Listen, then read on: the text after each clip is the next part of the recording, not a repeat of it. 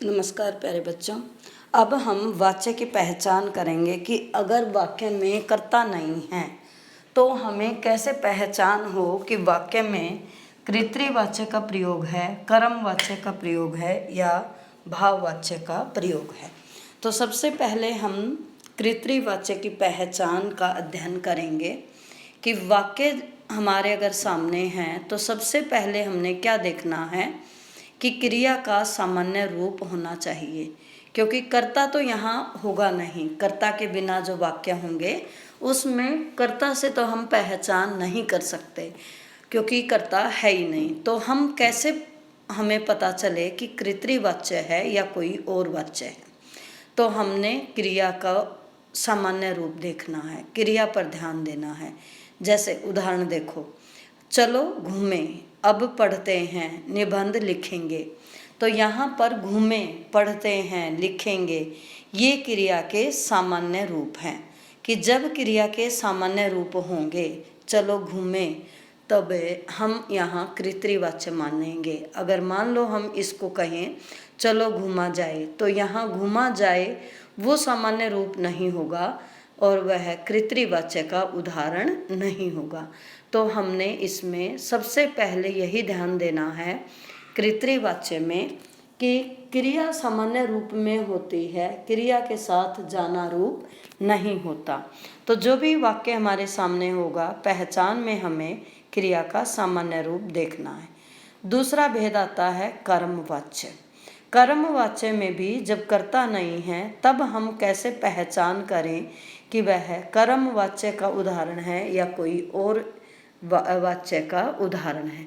तो इसमें हमने देखना है सकर्मक क्रिया होगी और उसके साथ जाना सहायक क्रिया का प्रयोग अवश्य होगा।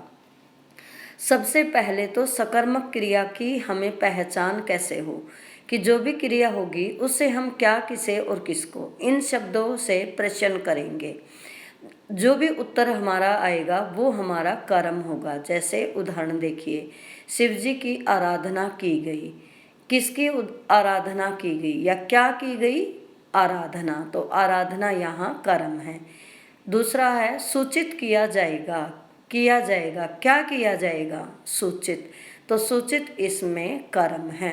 तो सबसे पहली पहचान हमारे सामने स्पष्ट हो गई कि वाक्य सकर्मक है। दूसरा कि क्रिया के साथ जाना क्रिया सहायक रूप में होगी।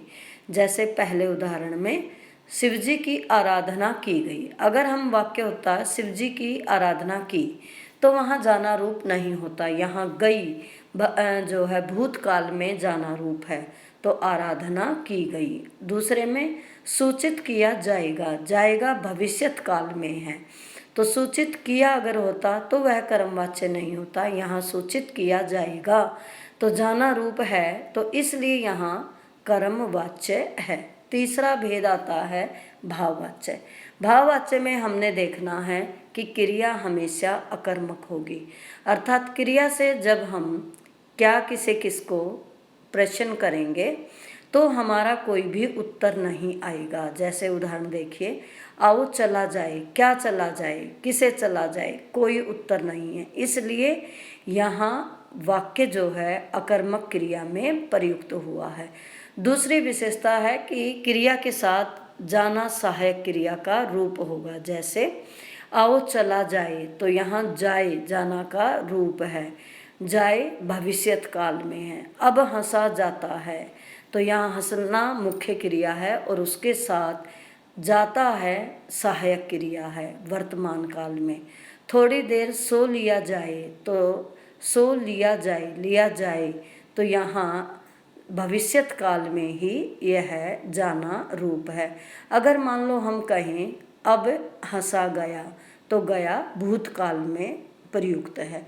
तो हमने दो ही बात ध्यान रखनी, भाववाच्य में अकर्मक क्रिया होगी और क्रिया के साथ जाना सहायक क्रिया का प्रयोग अवश्य होगा, तभी हम उसको भाववाच्य के अंतर्गत मानेंगे। अन्यथा अगर ये दोनों विशेषता अगर नहीं होंगी तो वह भाववाच्य का उदाहरण नहीं होगा। जैसे मान लो हम एक उदाहरण ले, आओ चलें, तो वह नहीं है, चला जाए, ये भाववाच्य का उदाहरण है।